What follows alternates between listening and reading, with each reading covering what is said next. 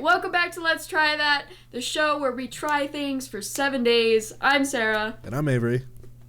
And for this challenge this week, we had to do Zen meditation for 20 minutes for 7 days. Yeah, that's what we did. So, all 7 days. So, Avery, you start off. Let's start off with you. Okay, so I did the sound bath meditation thing because that seemed really interesting to me. So I basically sat on my couch and pulled up sound bath YouTube video. Basically, there's a bunch of them that are for different things, I guess. And I think my buddy Spencer uses these to sleep and stuff. It's basically just a bunch of sound waves. And different frequencies and stuff to make you feel a certain type of way, or at least that's supposed to be what happens. But I think I might have mentioned it last episode when we were talking about doing this, but I've never really noticed a difference with meditation, and I feel like that continued this week. I didn't really notice me feeling any differently or anything, and maybe that's I didn't 7 days isn't long enough to really know or feel different or anything. But for me, it wasn't really any different, and I did miss 2 days. I didn't do it. Okay. But I did the sound bath thing every day just because that was interesting to me. And I also didn't really hit 20 minutes most days because I had no way to know if it was 20 minutes. So I just kind of did it for a while, and usually it was 15 to 20. Have you experienced, when you were doing the sound bath meditation, you said this was your first time doing sound bath?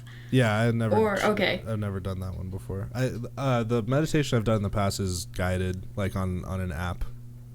Gotcha, yeah. So did you feel better doing sound bath meditation versus the app? I definitely felt that it was harder to focus, but I almost would like both, a guided meditation with those sounds and stuff, because the sounds and stuff are really interesting. And when you're in that kind of state where, at least for me, the thing I've learned most from the guided meditation is to focus on your breathing, and that kind of keeps you centered. So that's what I did. And it was also really easy to focus on specific sounds within the soundscape of the sound bath, and I thought that was really interesting. And I don't know, I wouldn't say I liked it better or if it was better for me, though, just because the guided meditation did, hold your hand through it, especially being, a beginner. So do you think it's better with a guided meditation then? For me, probably, yeah, just because I haven't meditated very much, and I have a hard time, getting to that place of no thoughts, or I know it's not no thoughts, but somewhere near that, you know what I mean, where you're really centered and you're not really thinking about all these different things. I find it really hard to do that regardless of what I'm doing. That's why I have trouble going to sleep, because I just sit there and think about 100 million different things. And but the biggest thing I have learned from doing guided meditation before is I learned a method of just counting your breaths. And you just count to 10, and then you just restart and count to 10. And then if you trail off and start thinking about something, you always can come back to that, and just even if you lost your place, you can just start over at 1, and that helps a lot for me. Yeah, I agree. When I was going through my meditation practice, I tried sound bath, and I actually agree with you. I like more of the guided meditation versus the sound bath meditation, for me personally. Yeah. So, sorry, I got interrupted. Oh, you're fine. And my mom came in. You're totally fine. I was like, all right, let me start over.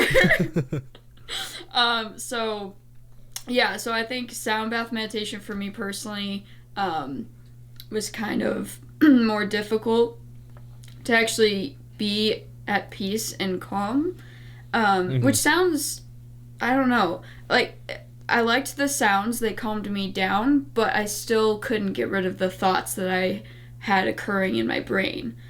Yeah, and maybe, did you listen through headphones or a speaker?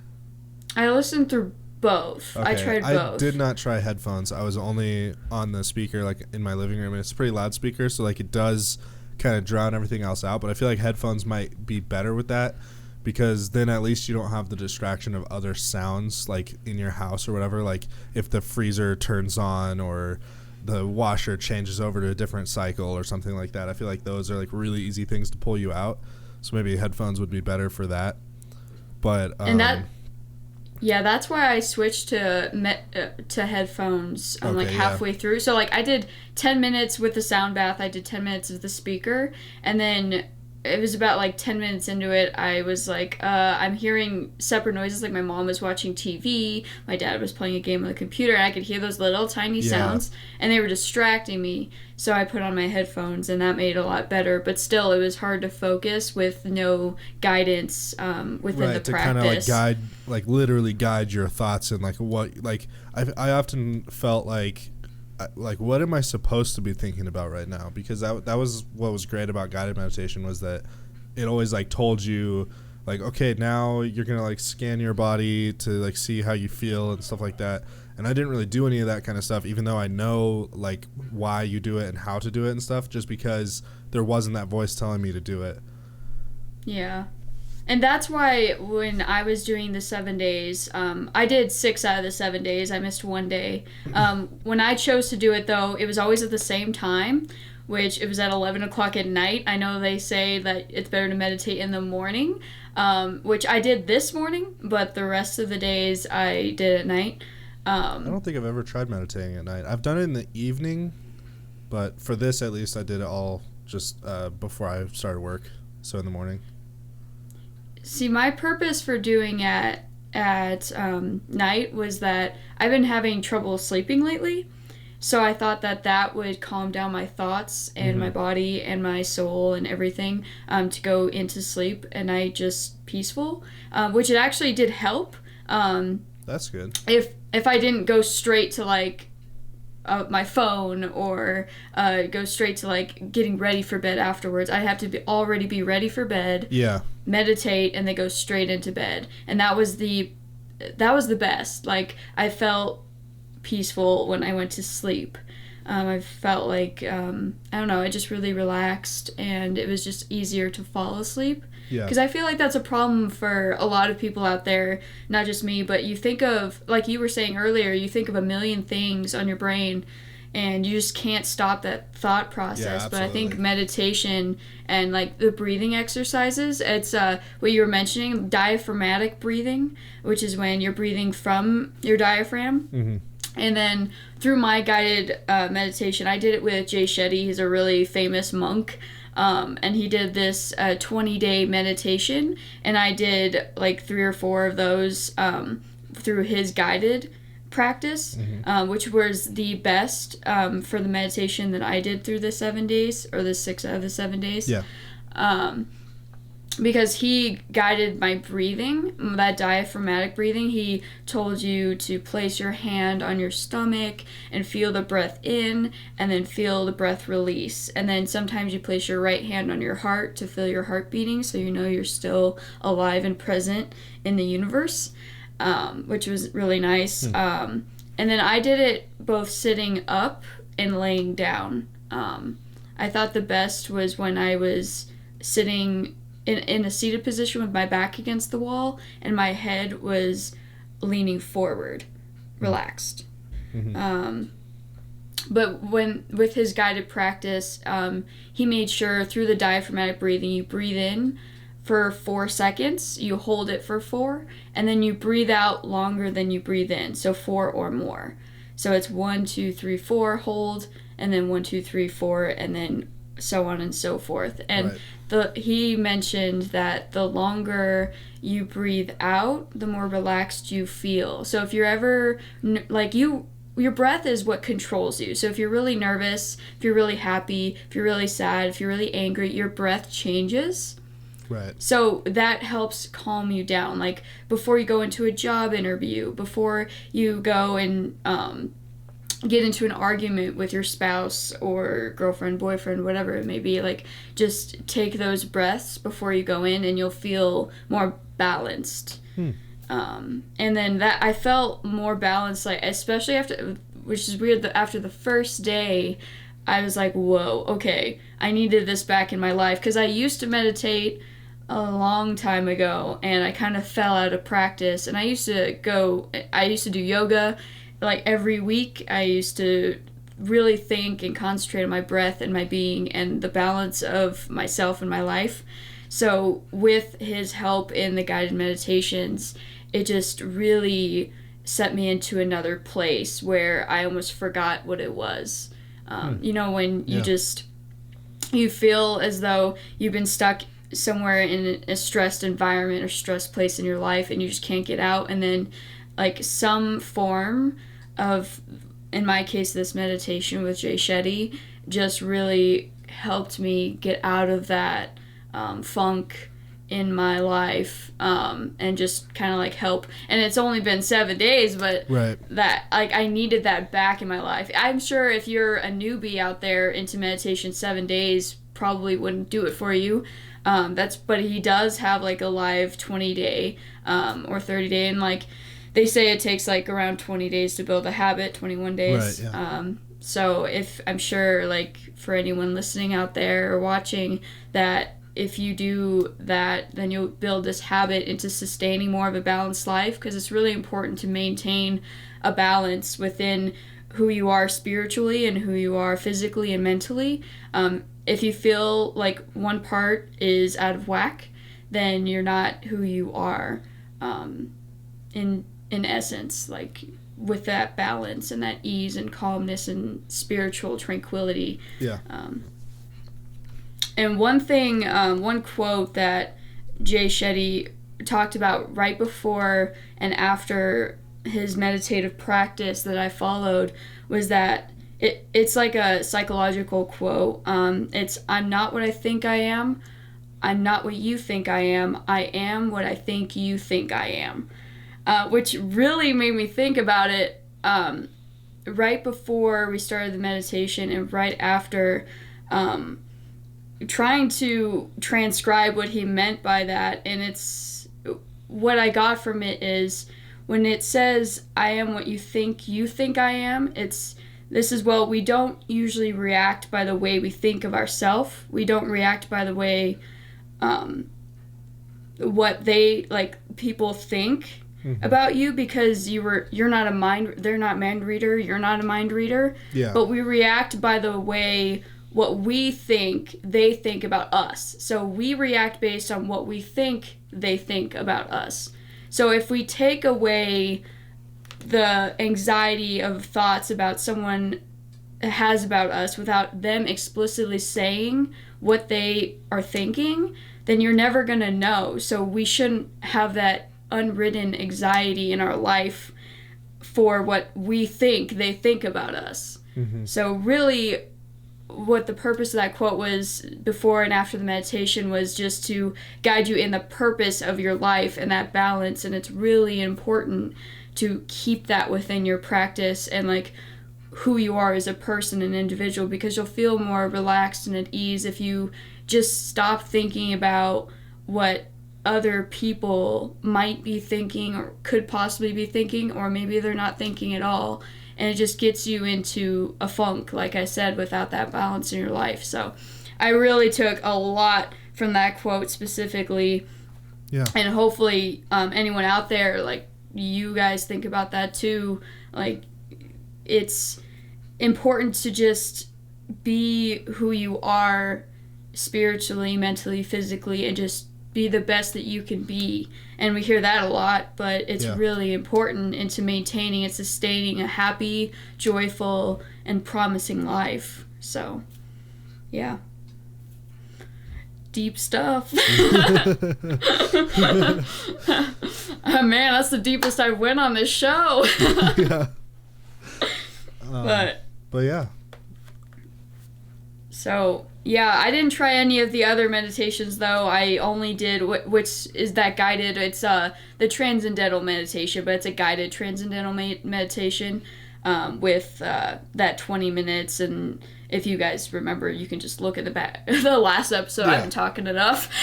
Go watch our previous episode, and you can, like, listen to me explain all the different guided meditations, but that one was transcendental meditation with a guided practice. So, yeah, I do yoga, but I felt like I needed to do something different, and I didn't try chakra, which I don't even know if... I haven't thought about chakras, so I don't know much about that, so I didn't go into it that much. That's kind of how I felt, too. I just felt like it would have taken like a lot of research and stuff, which like I'm not against, but also I didn't really necessarily want to do for this, but it definitely is still interesting to me. But I just did the sound bath for this one just to try that and see how I like that. Yeah, and sound bath I think is a really good start to meditation too, though, like with that peaceful, calm music and just bathing in the sound of things around you. I think that's an important meditation practice too, if you're a beginner or intermediate or advanced or something. But I think especially for beginners, guided meditation is really important. But yeah, that sound bath would be a good one too. It just didn't work for me personally because I just didn't have that guidance. If I don't have guidance, sometimes I get lost in different things and my mind goes crazy. So yeah. But any more? Like, would you recommend this challenge, Avery? Yeah, I think everybody should try meditation in some sort of capacity. I think it's a really good thing to at least try. I've done like a few different like meditation challenges now over the past couple years, and for some reason I continue not to turn it into a habit, but I do enjoy it, and it is like a good way to clear your mind and stuff, especially at the beginning of the day or at the end of the day or even halfway through the day. Hell, I don't know. But I feel like that's the biggest thing that it's given me, is just like it's a good way to clear your head and kind of start fresh on a new day kind of vibes. But I know that there's a lot of other benefits that other people see from meditation as well, so I'd say give it a shot, even just 7 days. That's not a very big commitment, right? We've done it, I think this is episode 12. Yeah, so something we've like done that. it a few times. Yeah. But yeah, I recommend it. Yeah, I definitely recommend it too, even if you do it for 7 days or 20 days or 21 or whatever. But it's really good to just implement at some point in your life, especially if you're really stressed out or anything like that, really. Yeah, or absolutely. just if you just don't even know who you are, your purposes in life. That's a lot deeper, but yeah, I think it's important for that too, to find out like who you are. If you're stressed lately, or you don't know what you're doing with your life. Or you have an identity crisis. Oh man, that's funny. But for our next challenge, Avery, you want to mention it? Yeah, so I guess we're gonna stick on like a mindfulness trend. I had this idea earlier today, or no, I had it a couple days ago actually. So this also, all of my challenges recently have been because of the quarantine or like around that. This is another one that's kind of around the stay-at-home order and everything like that we're still in currently, although by the time you see this, maybe not. Hopefully not, actually, but who knows? I hope not.